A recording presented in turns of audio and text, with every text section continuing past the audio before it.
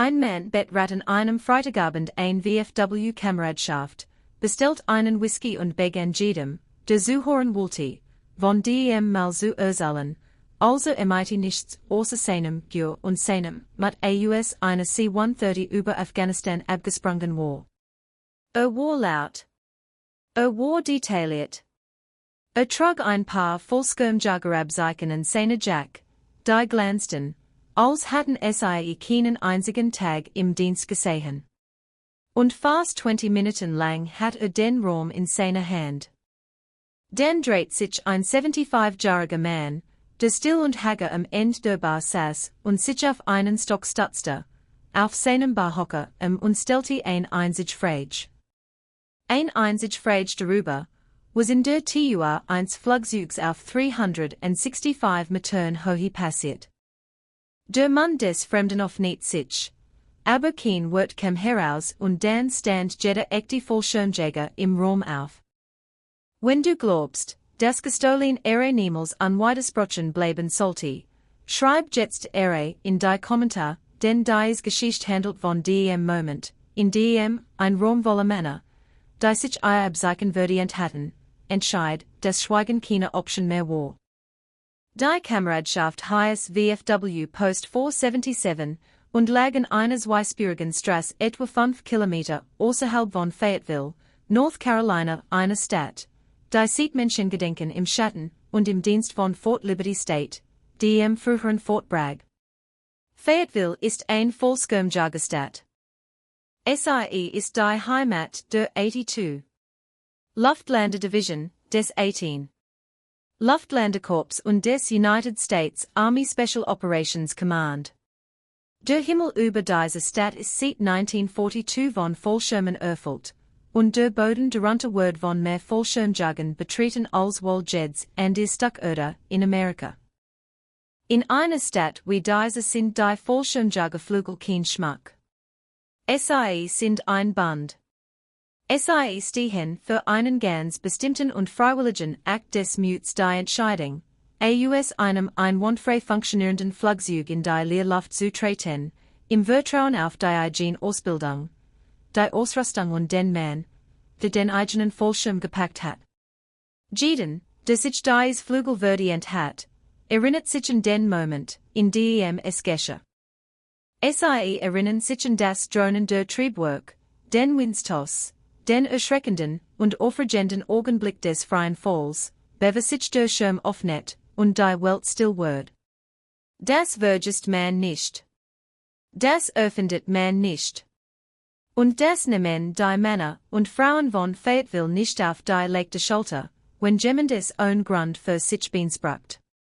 Post 477 war ein bescheidenes Gebäude einstockig, Backstein und Verkleidung, mit einem Schotterparkplatz und einer amerikanischen Flagge, die rund die Uhr wird und nachts von einem einzigen Scheinwerfer beleuchtet wird, den der Kommandant der Post persönlich ersetzt, sobald durchbrennt.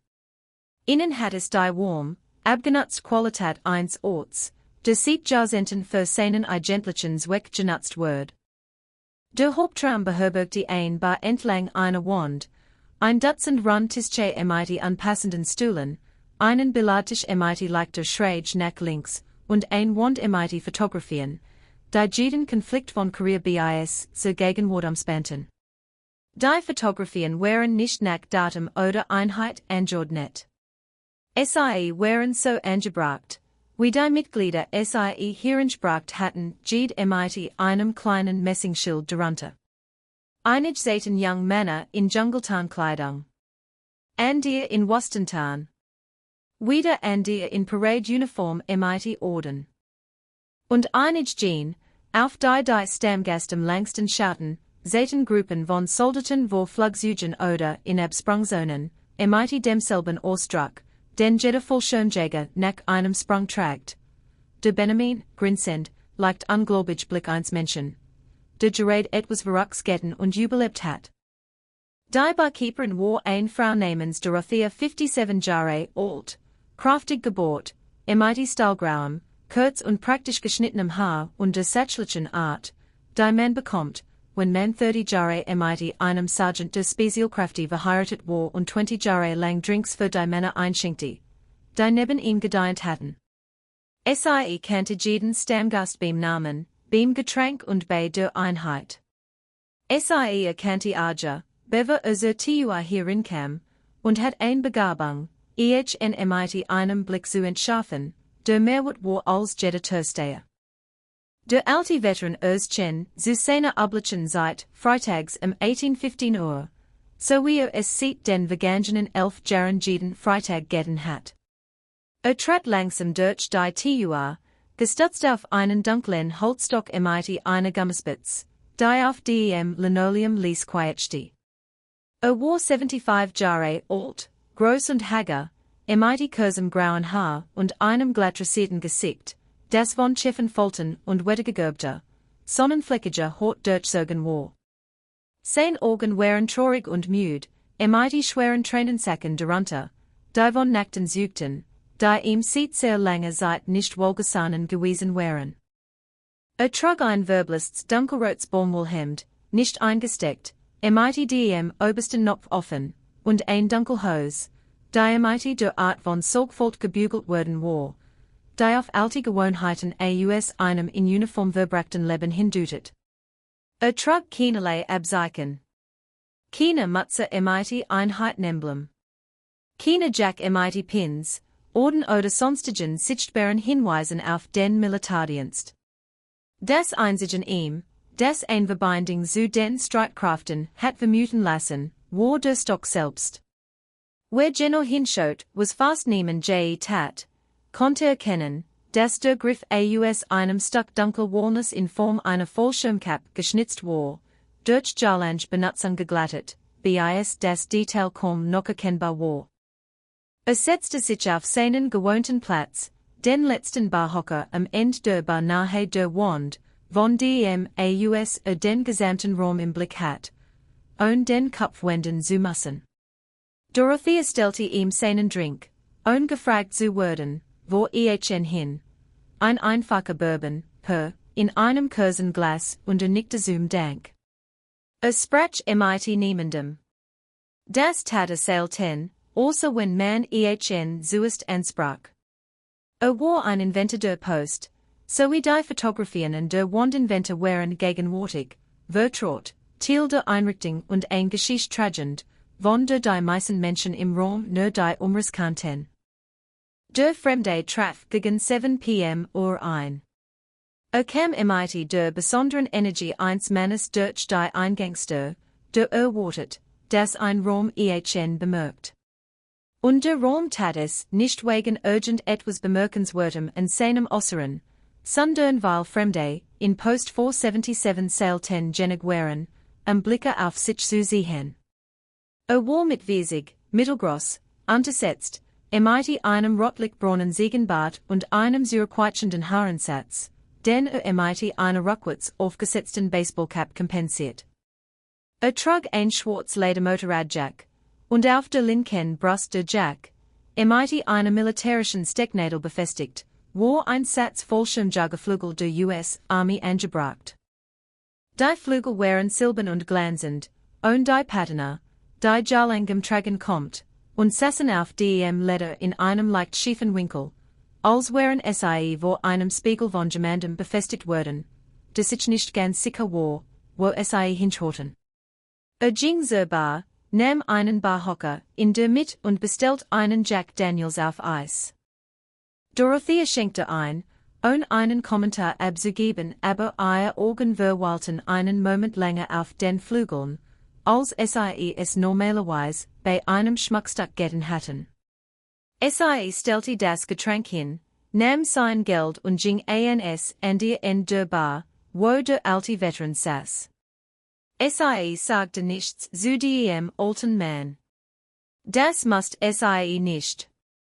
Sie warf nur einen kurzen Blick zum Fremden und dann wieder zu ihm, und der Blick des alten Mannes folgte ihrem und blieb an den Flügeln hängen. Schaut sie einen langen Moment an. Dann sah wieder auf seinen Bourbon und nahm einen kleinen Schluck. Sein Gesichtsausdruck veränderte sich nicht. Der Fremde begann innerhalb von 5 Minuten zu reden. Braucht kein Stichwort. Braucht kein Publikum. Braucht nur einen offenen Raum und ein Glas in der Hand.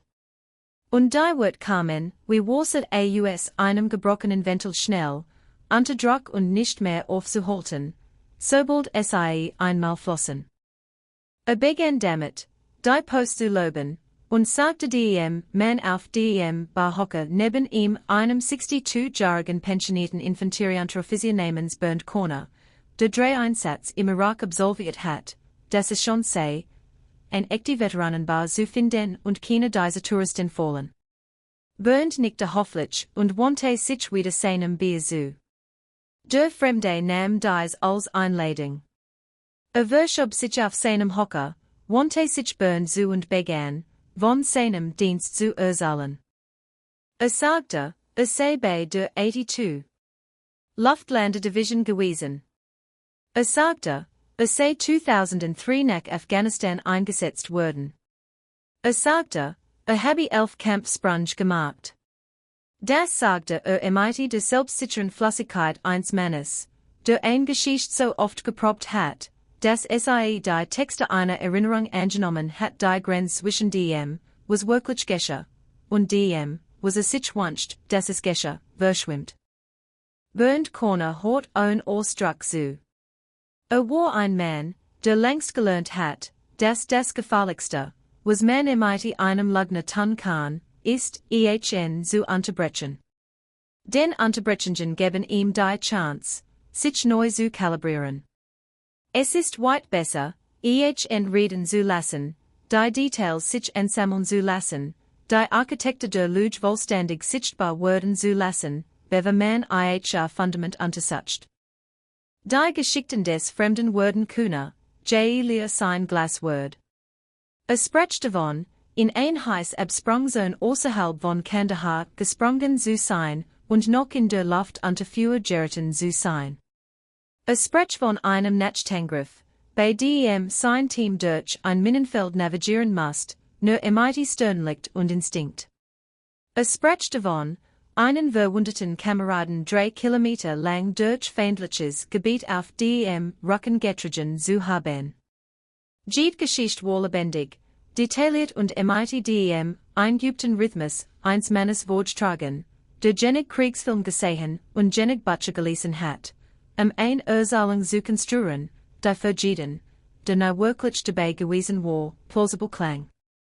Aber für jeden, der dabei gewesen war, für jeden, der wusste, wie ein echter Kampfsprung aussieht, wie sich ein echtes Minenfeld anfühlt, wie schwer ein echter Verwundeter nach 3 Meilen ist, hatten die Geschichten die unbekannbare Qualität der Fiction.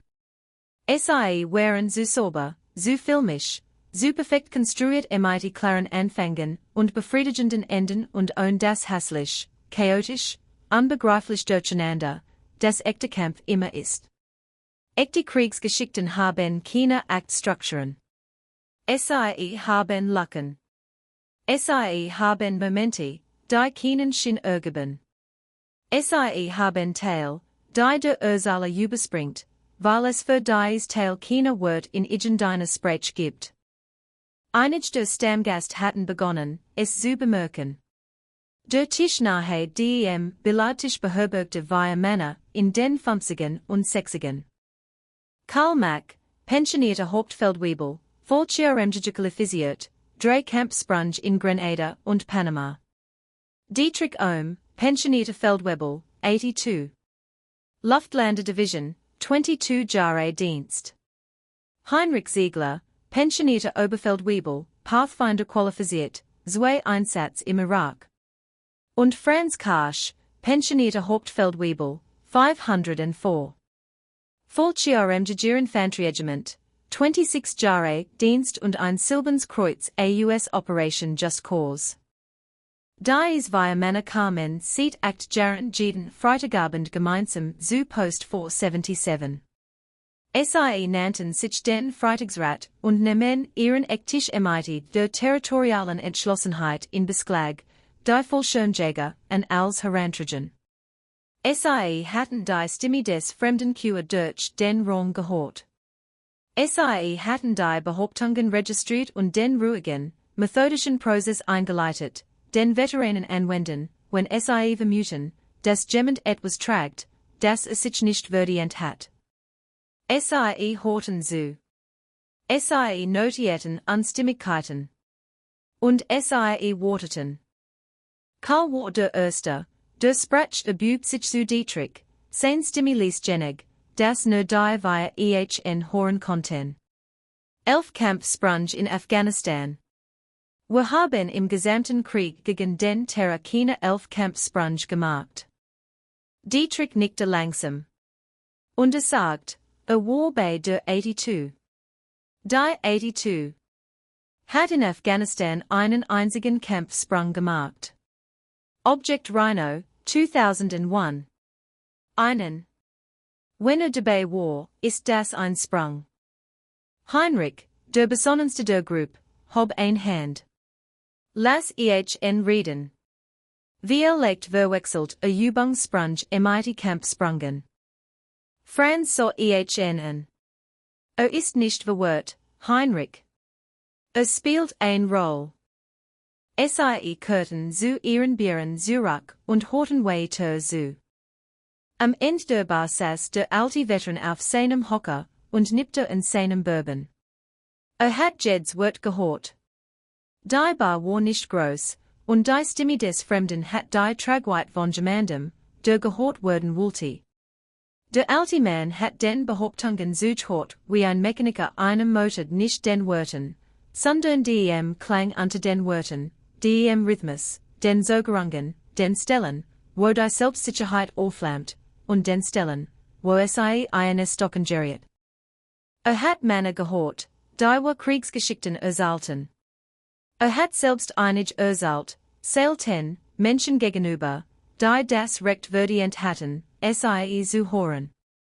Und was mit der tief im Nacken verwurzelten Gewissheit, die nur aus Erfahrung kommt, dass der Mann in der mit der Bar nahe aus einem Flugzeug gesprungen war, nahe den Blast des Propellerwaschers gespürt hat, nahe den spezifischen und unvergesslichen Schrecken erlebt hat, in einer offenen Tür zu stehen, mit nichts unter sich als 365 Metern Luft und der absoluten Notwendigkeit, trotzdem vorwärts zu treten. Der alte Mann wusste das, weil Wahrheit einen Klang hat.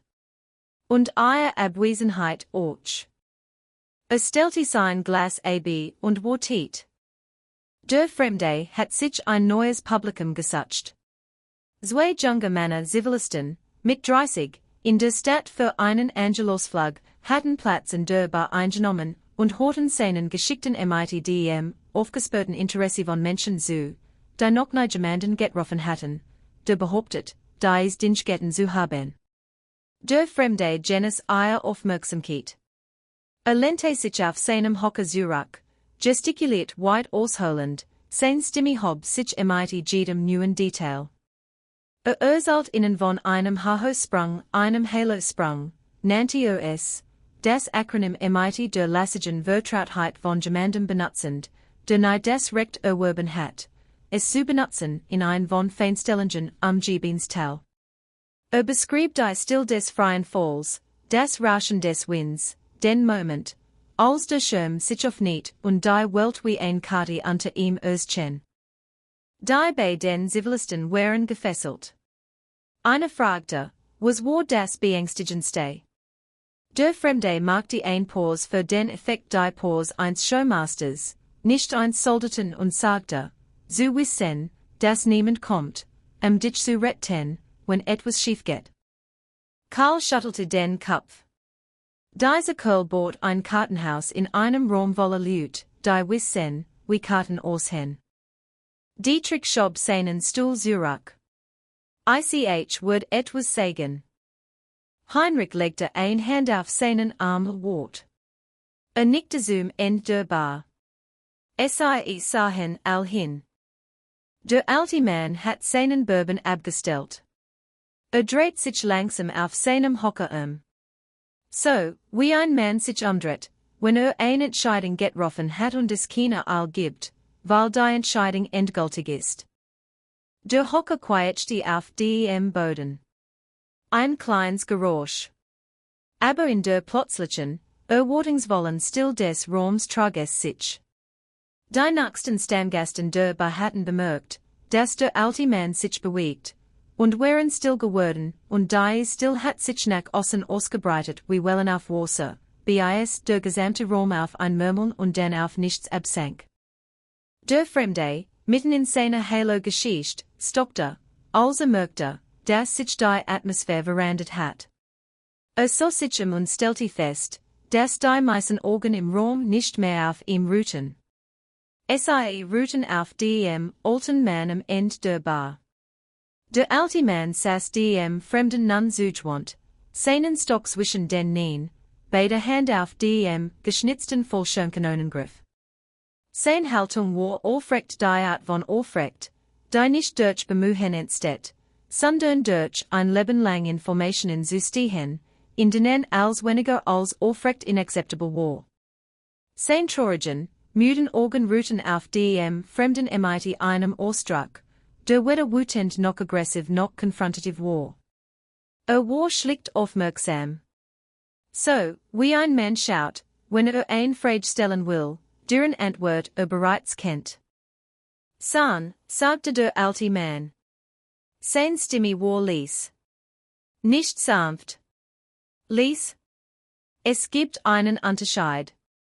Sanft impliziert mild. Leis impliziert control. Seine Stimme war das, was lieb dazu bringt aufzuhören zu reden und anzufangen zu hören, weil sie die unbekannte Autorität eines Mannes trägt, der keine Lautstark braucht, gehört zu werden.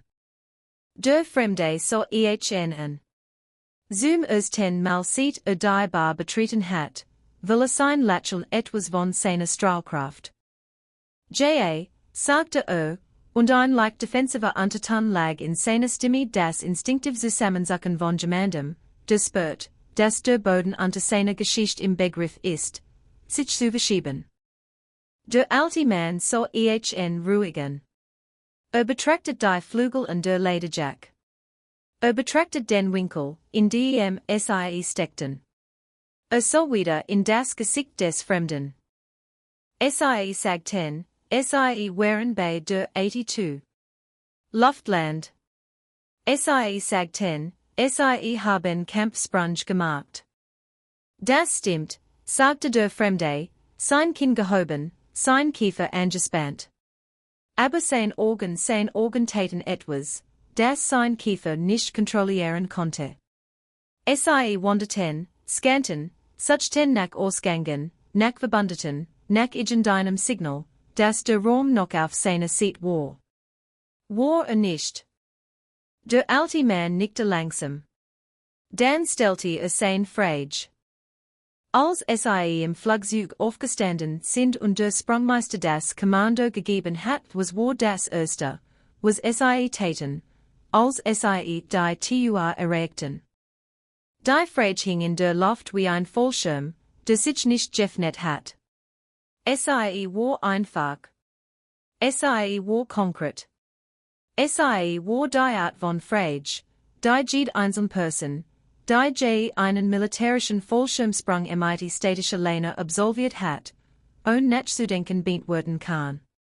Denn die Antwort ist nichts, was man aus einem Buch lernt oder aus einem Handbuch auswendig lernt. Sie ist etwas, das durch hundert von Wiederholungen in den Körper eingearbeitet wird, bis es so automatisch ist wie das Atmen ein Abfolge körperlicher Handlungen, die man in der TUA eines fliegenden Flugzeugs auf 365 Metern über dem Boden ausführt und in die man sich für den Rest des Lebens erinnern wird, weil das ein Leben davon abhing, sie korrekt auszuführen. Die Antwort beinhaltet das Übergeben der statischen Lehne an den Sicherheitsmann. Das Einnehmen einer bestimmten Körperhaltung in der TUA fast zusammen am Rand, nie leicht gebaut, Hand in der Außenseite des Reservefallschirms, Blick auf den Horizont und dann auf das Kommando los. Einen kraftvollen Absprung in einem 45-Grad-Winkel nach oben und vorwärts auszuführen. Kinn die Brust gedrückt, Ellbogen am Körper, zahlend, 1001, 1002, 1003, 1000 Warend man auf den Aufnungstos des Schirms wartet. Jeder Fallschirmjäger weiß das. Es ist das Erste, was lernt, und das Letzte, was vergisst. Es ist die prägend Erfahrung der Luftlandetruppe der Moment, der Gene, die gesprungen sind, von jenen Trent, die es nicht getan haben.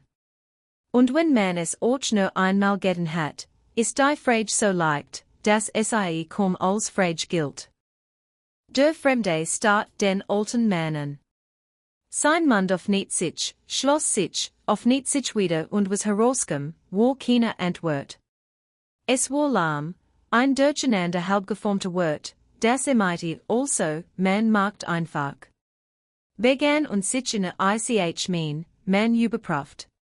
Verstig und dann in still kollabiert. Konnte nicht antworten. Konnte die Terposition nicht beschreiben, weil nahe in einer gewesen war. Konnte den Absprung nicht beschreiben, weil nahe einen gemacht hat. Konnte die Antwort nicht liefern, die jeder echte Fallschirmjäger in seinen Muskeln und in seiner Erinnerung trägt, weil es in keinem Film stand, den je gesehen hat, in keinem Buch, das je gelesen hat, in keiner Geschichte, die je aus einem anderen Leben gestohlen hat. Die still, die folgte, war nicht leer. SIE war voll. Volume 50 vom Klang von 30 Jahren Lügen, die auf einen einzigen Moment der Wahrheit trafen. Volume 50 vom Klang jeds echten Veteranen im Raum, der mighty absolute Klarheit verstand, was gerade geschehen war. Volume 50 vom Klang der erfundenen Identität des Fremden, die unter dem Gewicht einer einzigen Frage lesen, alten Mannes mighty einem Stock zusammenbrach. Der erste, der Aufstand, war Franz Karsch. Schob seinen Stuhl vom Tisch des Freitagsrats, Zurich und hob sich zu seiner Wollen groß 1,90 Meter, breit gebot, mighty eine Brust, die noch die Maß eines Mannes trug, der fast 3 Jahrzehnte lang Hauptfeldwebel in einem Infanterieregiment gewesen war. Sagte kein Wort. Stand einfach und so den Fremden mighty einem Ausdrücken, der keine Worten fehlt, keinen Hass, keine Gewalt, nur ein Kalte, absolut Klarheit. Karl Max stand als nächstes auf. Dan Dietrich Ohm. Dan Heinrich Ziegler. Wir Männer, wir Fallschirmjäger, stehend in einer Reihe neben ihrem Tisch wie eine Formation, die ohne Befehl angetreten war. Dan stand burnt Corner auf der pensioniert Infanterieunteroffizier, der neben dem Fremden gesessen hat. War nicht Vollschirmjäger aber war Veteran, und der Verstand was Gescher. Dan stand ein Mann an einem Tisch nahe der TUA auf mit 50, drahtig, mighty einem verblesten Adler-Tattoo auf seinem Unterarm. Dan einer mehr.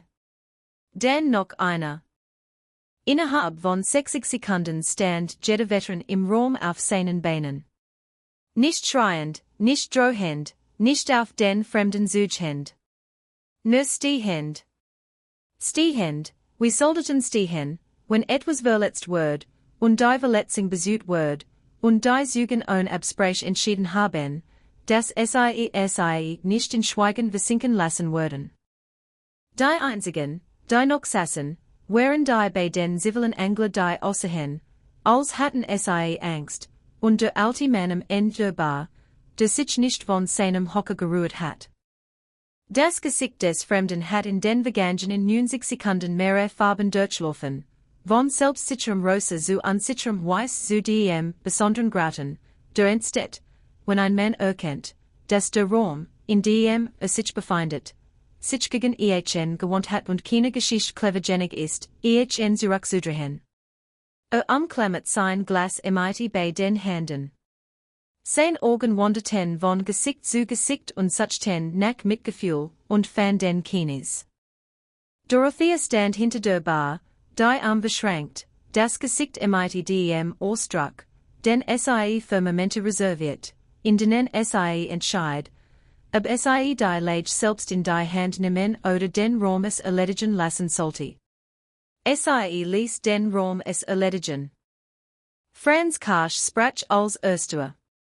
Sein Stimme war ruhig, bedächtig und trug die Art von Autorität, die nicht aus dem Rang kommt, sondern aus dem verdienten Respekt von Männern, die einem in Situationen gefolgt sind, wo Rang nichts bedeutet und Charakter als.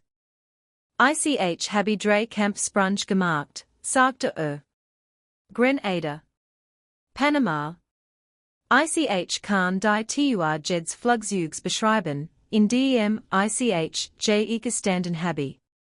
Ich kann den Wind beschreiben.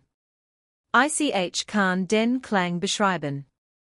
Ich kann das Gesicht des Mannes beschreiben, der vor mir gesprungen ist, und das Gesicht des Mannes, der nach mir sprang. Machte ein Pause. Können sie das? Der Fremde schwieg. Dan sprach Karl Mack. Ich habe mir dies Flügel in Fortbildung 1979 verdient. Sprungwosch. 5 Sprung in 5 Tagen. Ich habe vor jedem Einzelnen davon gekotzt. Ich habe in meinem Leben noch nie vor mehr Angst gehabt, und ich war noch nie stolzer auf irgendetwas. Sagte auf die Jack des Fremden. Dies Flügel sind kein Pin. Sie sind ein Versprechen. Ein Versprechen, das man durch dies Tua geht, wenn das Vaterland es verlangt, egal wie viel Angst man hat. Und sie haben dieses Versprechen nicht gegeben. Die Händen des Fremden bewegt sich unwillkürlich zu den Flügeln und seine Jack, als wollte sie bedecken oder schützen, und fiel dann wieder auf das Glas. Dietrich trat einen Schritt vor. Nur einen. Aber es reichte, die Distanz zwischen dem Tisch und der Bar die Hälfte zu verringern. Nehmen sie sagte Seine Stimme war ruhig und absolut fest. Nehmen sie von der Jack, legen sie auf die Bar und gehen sie higher heraus. Niemand wird sie aufhalten. Niemand wird ihnen folgen. Aber sie würden nicht in diesem Raum vor diesen Fotografien sitzen, weise hinzuschauen auf die Wand, und etwas tragen, das sie sich nicht verdient haben. Der Fremde so auf die Flügel und seine Jack. So in die Gesichter der Männer, die ihn umgeben.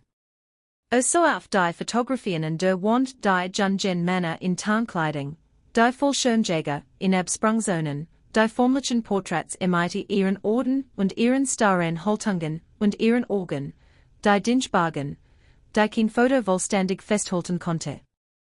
Und etwas geschah in seinem Gesicht, das schwer zu ertragen war, weil es der Ausdruck eines Mannes war, der so vollständig und so öffentlich ertappt worden ist, dass es keine Ursachen gibt, die konstruieren kann, dem zu entkommen. Sein Lip zitterte. Sein Augen wurden feucht nicht genau vor Scham, aber vor etwas, das benachbart war, dem besonderen Schmerz eines Mannes, der so verzweifelt etwas sein wollte, was nicht war, das sich überdeht, das Spielen sei dasselbe wie das Sein. Streckte die Hand mit an sicheren Fingern aus, und los die Flügel von seiner Jack. Sie lossen sich mit einem kleinen Klick und dem Geräusch eins sich aufnehmenden Verschlusses, und legte sie auf die Bar. Sie lagen hell und ungetrübt, und sahen genau so aus, wie sie waren, ein Kostümstück, nein Dienstgetragen, nein eine Flugzeug verdient, nein vom Wind und der Angst und dem Gewicht einer vollen Kampfausrüstung auf 365 Metern geprüft. Der Fremde stand auf. So nehmen denen. Ging zur Tua, stieß sie auf und trat hinaus auf den Parkplatz. Die Tua schwang hinter ihm zu. Der Raum blieb einen langen Moment stehend. Dann setzten sich die Veteranen einen nach dem anderen. Der letzte, der sich setzte, war Franz Karsch, der die Flügel auf der Bar betrachtet, sie aufhob und sie auf das Riegel hinter den Fotografien an der Wand stellte. Nicht ausgestellt, nicht weggeworfen sondern einem Platz, wo sie jeder sehen konnte, der hinschaut, als Erinnerung daran, dass das echte und die Imitation in derselben Welt existieren, und dass der Unterschied zwischen ihnen als ist. Der Raum war mehrere Minuten lang ruhig, nachdem der Fremde gegangen war. Nicht die unbehaglich still eine Scene, die lieber nicht miterlebt hatten, sondern die schwer, notwendig still, die auf einen Moment kollektiver Wahrhaftigkeit folgt. Dorothea füllte Gläser nach, ungefragt zu werden. Sie bewegt sich imite der geübten Effizienz von jemandem, der versteht, dass das Best, was ein Barkeeperin manchmal tun kann, ist, die Drinks Fließen zu halten und das Gespräch freiwillig zu lassen. Bernd Corner war der Erste, der sprach. Dreht sich auf seinem Hocker und so den alten Mann, der zu seinem Bourbon zurückgekehrt war und genauso das saß, wie zuvor den Stock zwischen den Knien, die Hand auf dem geschnitzten Griff, die Augen auf seinem Glas. Die is Frage, sagte Bernd. Die Turfridge. We wussten sie, das genigen Word. Der alte Mann so ihnen. Weil die Tua das einzig ist, das zahlt, sagte Als Ende die Geschichten, der Fetchjagen, die Namen und Daten das als kann man aus einem Buch lernen. Aber die Tua ist körperlich. Die Tua ist in deinem Körper. Wenn du dort warst, musst du nicht darüber nachdenken. Wenn du es nicht warst, kannst du es nicht vortäuschen. Bernd nickte langsam. Wie viel Mal waren sie in der Tua? Der alte Mann schwieg einen Moment. Dann sagte Jenig. Es war Franz Karsch, der als nächstes herüberkam. Brach sein Bier imite und stand neben dem Hocker des alten Mannes nicht sitzend, nicht anmaßen Jenig, die Distanz ohne Einladung zu schließen. Ich weiß, wer sie sind, sagte Franz leise. Der alte Mann so ihnen. Ich habe a Foto in der Wand gesehen. Drittreihe, zweites von rechts. Sie sind jünger auf dem Bild, aber die Augen sind dieselben.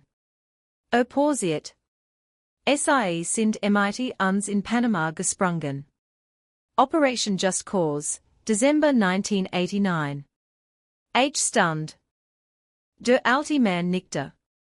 Es war ein kleines Nicken, kaum vernehmbar, und es trug das Gewicht einer Nacht, die bei der Leben auf ein Weise geprägt hat, die niemand, der nicht dabei gewesen war, vollständig verstehen konnte. Operation Just Cause, die US-amerikanische Invasion Panamas, hat in der Nacht des 20. December 1989 mit dem größten Kampffallschirmsprung seit dem Zweiten Weltkrieg begonnen. Teil des 75. Ranger Regiments und der 82. Luftlandedivision Division waren auf mehrere Ziel Unterführer, in der Dunkelheit, bei Winden gesprungen, die Sicherheitsgrenzen überschritten, auf Absprungzonen, die von Feinstellungen kompromittiert waren. Es war die Art von Operation, die Soldaten zu Fallschirmjagen und Fallschirmjäger zu Legenden machte. Und sie hat vor 36 Jahren stattgefunden, in einer Nacht, die Männer, die sie überlebten, noch immer in einem Detailgrad beschreiben konnten, der einen Roman-Schriftsteller zum Weinen bringen wird. Franz zog einen Stuhl heran. Ich war damals Unteroffizier. 504, PIR. Wir sind auf Torrijos Dokumen gesprungen, so stand. Ich erinnere mich an die Luftspur, die durch die Fallschirmkap kam. So aus wie Glühwürmchen. Der alte Mann lächelt leise. Das Lächeln, das nur erscheint, wenn jemand etwas sagt, das eine Erinnerung aufschließt, die man allein getragen hat. Ich war auf einem anderen Ziel, sagte Aber ich habe dieselben Glühwürmchen gesehen. Franz so ihnen. Was war ihr MOS? Der alte Mann nahm einen Schluck Bourbon. Ich habe als Infanterist angefangen und bin bei Dingen gelandet, die keine Nummer hatten. Franz nickte. Im Militär bedeutet Ding ohne Nummer Spezialoperationen, vertraulich aufgeben oder beides. Das war keine Frage, die ein Nachfrage erfordert. Wie viel Sprung, fragte Franz. Der alte Mann dachte darüber nach, nicht wie ein Mann, der sich zu erinnern versucht, sondern wie ein Mann, der entscheidet, wie viel sagen möchte. Nach 200 habe ich aufgehört zu zahlen, sagte er. Aber ich erinnere mich an GTUR. Inzwischen hat der Freitagsrat seinen Tisch sehr verlegt. Karl, Dietrich und Heinrich hatten Stühle hereingezogen und einen losen Halbkreis im Dreieck des alten Mannes gebildet.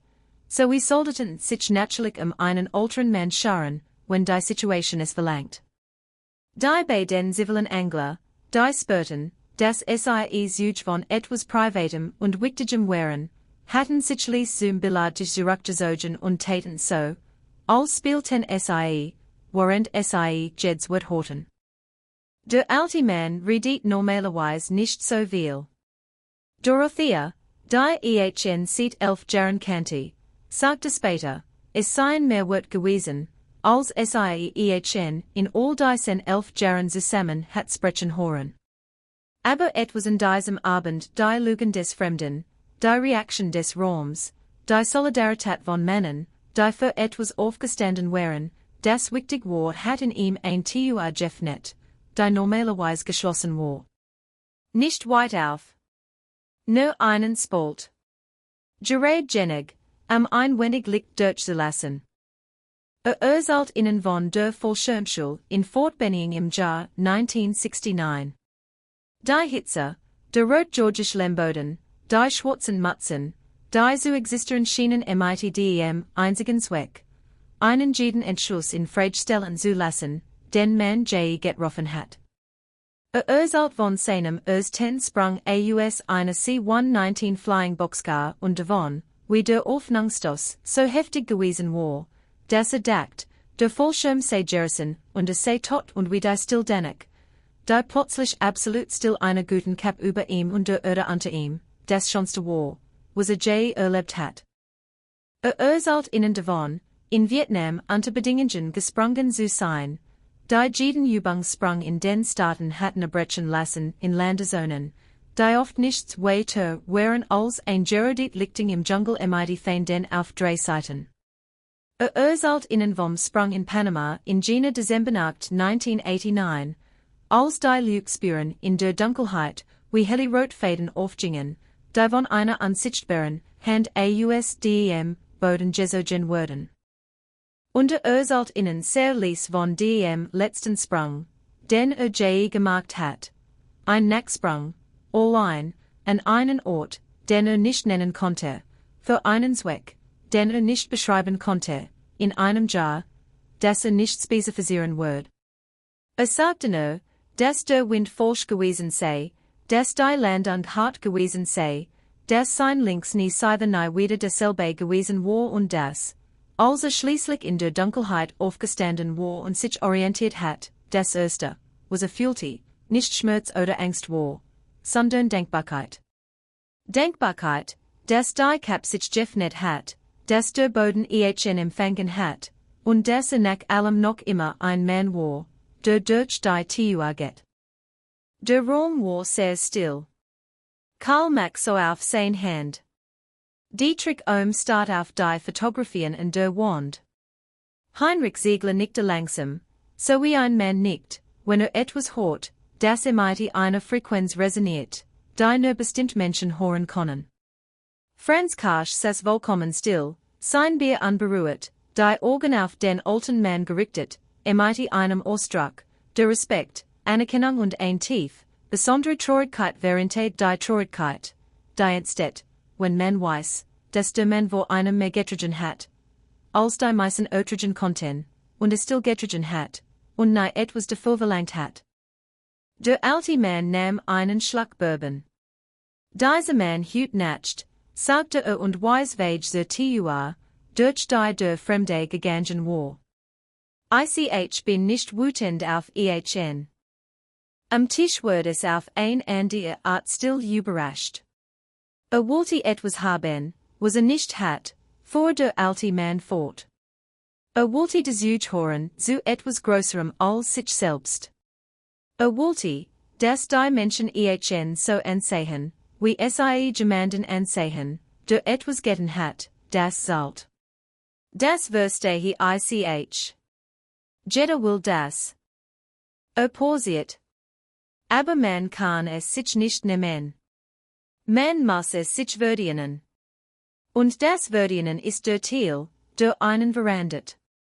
Das Verdienen ist das, was bleibt. Nicht die Flügel. Nicht die Geschickten. Das Verdienen. Franz nickte. Das Verdienen, wiederholt Und die Tua, sagte der alte Mann. Klopfte auf den geschnitzten Fallschirmgriff seines Stocks. Immer die Tua. Dorothea, die hinter der Bar zuhört hat, ein Geschirrhandtuch in der Hand und etwas Helles in ihrem Augenwinkel, das sie gelünet hat, ein Train zu nennen, stellte dem alten Mann eine Aufforderung einen frischen Bourbon hin. Aufs Haus, sagte sie. So seien. In 11 Jahren habe ich ihnen noch nie ein Freitrank gegeben, sagte sie, und ich würde es wahrscheinlich auch nie wieder tun.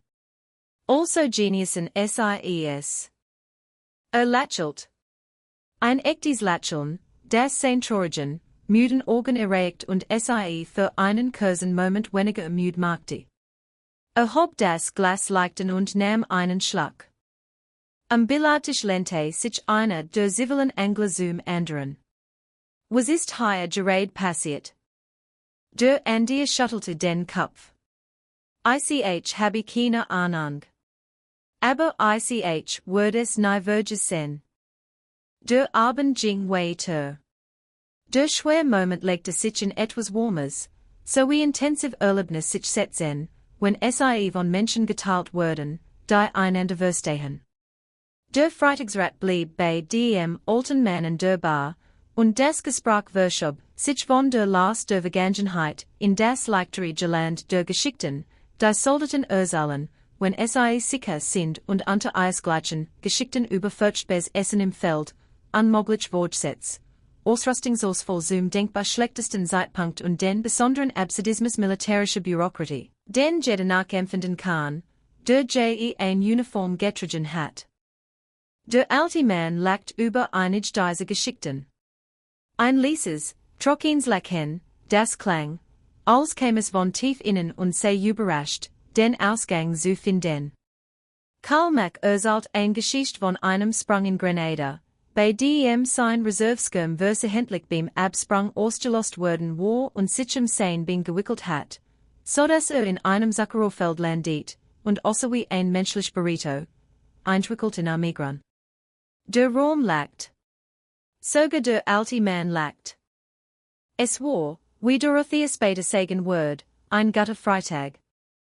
Am Ende des Abends, als die Stammgast ihre Rechnungen begleichten und zur Tua blieb Franz Karsch noch ein letztes Mal neben dem Hocker des alten Mannes stehen. Sie sollten oft kommen als Freitags, sagte Der alte Mann dachte darüber nach. Ich würde darüber nachdenken. Wir treffen uns auch mittwochs. Kartenabend. Die Einsätze sind niedrig und die Lügen schlimmer als bei dem Typen Hut. Der alte Mann lächelt wieder. Ich bin kein großer Kartenspieler. Karl auch nicht, und kommt jeden Mittwoch. Karl, der sich gerade bei der Tua St. Jack anzog, rief, das hab ich gehört. Der Raum lacht. Der alte Mann stand von seinem Hocker auf, stutzte sich auf seinen Stock und sah sich im Raum in der Bar, den Fotografien, den Männern, die eines frei hinauszogen, dem Platz auf dem Riegel, wo die falschen Flügel des Fremden nun hinter den Bilderrahmen ruhten. Betrachtet das als dem Ausdruck eines Mannes, der den größten Teil seines Lebens in Roman wie diesem verbracht hat und weiß, des die is Rom unvollkommen, abgenutzt, zusammengehalten durch Erinnerung und Pflicht und das besondere Band von Menschen, die gemeinsam hat den Schgeden haben, zu den wenigen Orten der Welt gehören, an denen nicht irren muss, wer ist. Klopfte einmal mit seinem Stock auf den Boden, nickte Dorothea zu und ging zur Tür. Sein links Knie war steif, und der Stock quietschte auf dem Linoleum, und sein wirbeliges, dunkelrotes Hemd war vom langen Sitzen auf einem Barhocker etwas zerknittert. Aber ging, wie Fallschirmjäger gehen aufrecht, bedächtig, mit der unbewussten Haltung eines Mannes, der lange durch den Himmel gefallen ist und auf seinen Füßen gelandet ist, als die meisten Menschen schon am Leben sind. An der Tür hielt in. Dreht sich noch einmal und so den Roman, die Fotografien an der Wand, die Flag in der Eck, den leeren Barhocker, wo der Fremde gesessen hat, das Riegel, wo die Flügel jetzt ruhten. Nickte einmal dem Raum, den Erinnerungen, den Männern auf den Fotografien, die nie wieder in dieser Bar sitzen würden. Und dann stieß die Tür auf und trat hinaus in die nordkarolinische Nacht. Der Parkplatz war dunkel, außer dem einzelnen Scheinwerfer, der die Flag beleuchtet, die sich in einer leichten Brise bewegt, welch den Jerk von Kiefer und rotem Lehm trug. Der alte Mann ging zu seinem Wagen eigentlich einer bescheidenen Limousine, dunkelblau, mit einem Veteranenkennzeichen, das nichts über Waffengattung, Rang oder Einheit variiert, nur das der Fahrer gedient hat. Öffnet die Tür, legte seinen Stock auf den Beifahrersitz und ließ sich mit den vorsichtigen Bewegungen eines Mannes hinein, dessen Körper hart benutzt worden ist, als davor ausgelegt war und der trotzdem irgendwie noch funktioniert. Startet den Motor. Die Scheinwerfer schnitten über den Schotterparkplatz und öffneten die Front des VFW-Gebäudes. Das Mauerwerk, die Verkleidung, die Flag, das Schild, auf dem Stand, VFW Post 477. All haben gegeben, manche haben als gegeben. So das Schild einen Moment lang. Dann legte den Gang ein und fuhr auf die Weißbürgerstraße.